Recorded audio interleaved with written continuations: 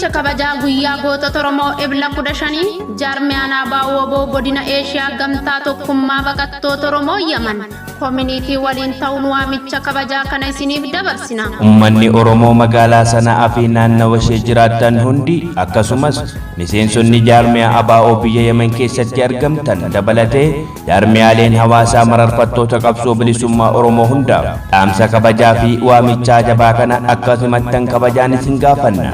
Iddoon kabajaa magaalaa Sana'aa Mudiriyyaa Al-Saabi'in Jawla Al-Kaafij. Teessoo guutuu Sana'aa naannoo Al-Kabjii galma Al-Saydaa yookiin afaan Arabaatiin Sana'aa Qareeb Dawar Al-Kabjii Qaat Al-Saydaa. Sa'aatiin sagantaa 3 PM hanga sa'aatii 9 PM.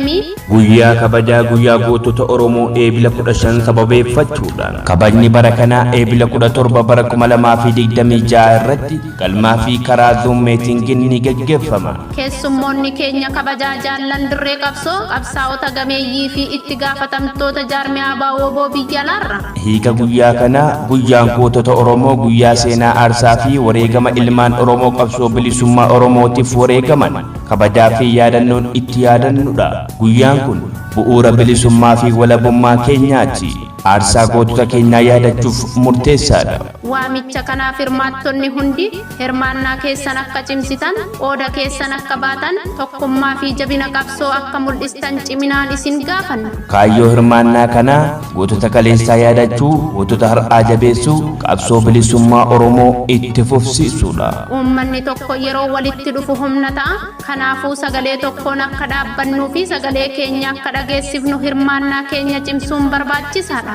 Kottaa walitti dhufnee gootota keenya haa yaadannu, yaadannoo isaanii haa tikfannu, qabsoo keenya haa jabeessinu.